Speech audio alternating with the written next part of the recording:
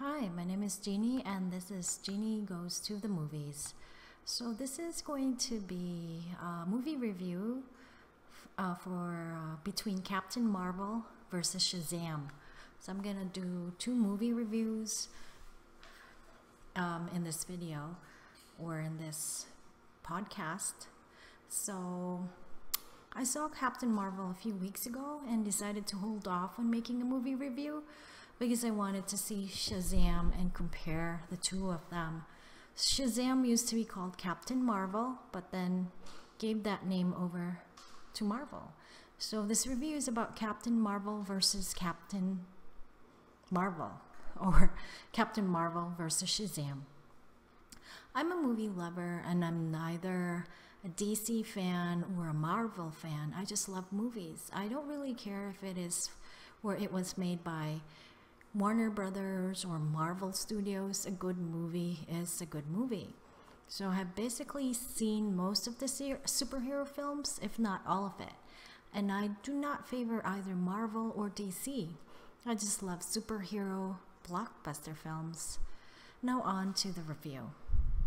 Captain Marvel, who stars Brie Larson, is not a bad movie, but it's also not a good movie. It's just an average movie, and that is in comparison to the hype. It is a very forgettable movie. When I got out of the theater, I enjoyed the film, but that was it. I did not think it was as bad as the early reviews was going to be. And I did not dislike the film, but I also did not like the film. So I'm kind of neutral to it, and I did not want to see the film again. I think it's a one-view film, like a film that you just watch once. There was a lot of backlash several weeks ago due to the actress Brie Larson making a big deal about feminism and equal representation for minorities in media. Although these are good causes and I support them, I think it was not really necessary to politicize the film. I read in the news and saw through YouTube channels that Disney did some form of damage control after. I can understand why. I mean, Brie did come on as too strong for some of the fans, and this is just my opinion, but unless a film is a documentary or a political film, there is no need to politicize it, because at the end of the day, it's just a blockbuster film.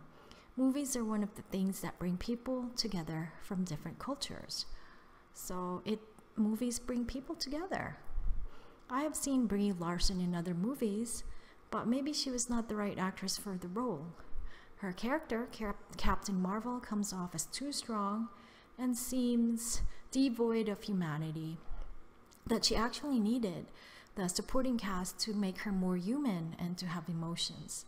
Nick Fury and her friend Maria Rambeau were needed to humanize her, and Brie's character, or was it her acting, went from too strong to vulnerable without any nuances in between. And then she went back to being a strong character again. So she was just vulnerable probably for a couple of seconds or a couple of scenes in the film, and then, that's it. Another actress comes to mind who may have been better suited for the role, and her name is Rachel Wood. She appeared in Westworld, although she's not an Academy Award-winning actress, or not just yet. She greatly humanized her character in Westworld, even if her character was just a robot. In contrast, Brie plays a human who acts like a robot. Even Rachel Wood can act with her eyes and her facial expression. Perhaps if she played Captain Marvel, she would come off as being a more sympathetic character. I do not dislike Brie at all. She's a good actress, but I don't think she was right for the role, or it could just have been the script. If you really look at the overall script, it seemed like the movie was just a filler for Avengers Infinity War and Avengers Endgame. Also, the writers, producers, and even the director seemed to tack on the feminism theme in the film. They just tacked it on. You have to show the evolution of the character through key scenes and not through montages. And you do not just present feminism as a montage. It comes off through storytelling. The movie has both a woman and a man director in it, and I think their names are Anna Boden and Ryan Fleck. Perhaps Marvel could just have given the reins over to the woman if they were just going to tackle feminism as a theme. The same way that Warner Brothers gave Patty Jenkins the full reign to direct Wonder Woman. In Wonder Woman, that was a feminist film that showed a woman hero's journey and her evolution.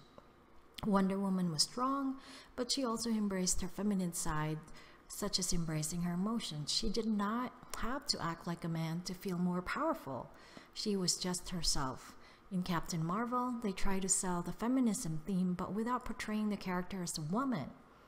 Captain Marvel seemed to act like a man more than a woman because she did not fully embrace her emotions and her vulnerability. We got a glimpse of that in the end, but it was actually Nick Fury and Maria Rambeau that tried to soften her character a bit.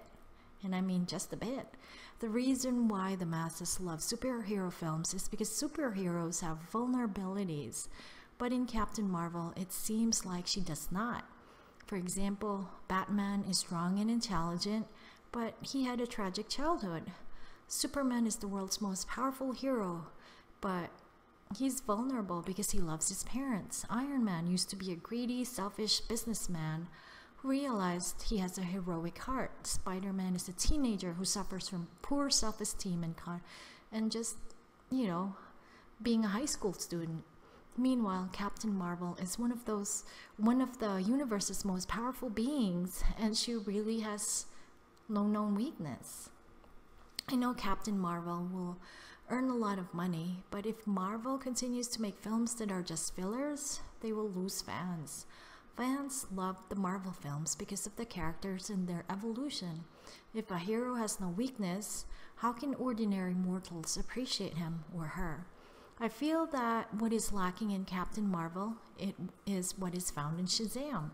I think Captain Marvel will probably end up making more money than Shazam because it has that brand recognition. The word Marvel is in it, and there are close to 20 films in the MCU. Shazam is not a character that is easily recognizable, but I feel that Shazam is a way more better film with regards to the hero's journey. Shazam follows the evolution of a 15-year-old boy named Billy Batson, who was given the powers of Solomon, Hercules, Atlas, Zeus, Achilles, and Mercury. He starts off as a character who was not interested in other people and was only looking out for number one. And he evolved into a character who finds his vulnerability and starts to embrace his hero's journey. What makes Shazam superior to Captain Marvel is the heart that is in the film. It is a much smaller film with lesser known actors, but it is endearing and highly watchable. I will probably buy a copy of the movie when it comes out. As for Captain Marvel, as I said, a single viewing was enough. What I love about Shazam is that the actors have a lot of chemistry. Zachary Levi, who plays Shazam, has good chemistry with the actor Jack Dylan Grazer, who plays his sidekick, named Freddy. Asher Angel, who plays Billy Batson, also has great chemistry with Jack. The cast was just perfect for their roles.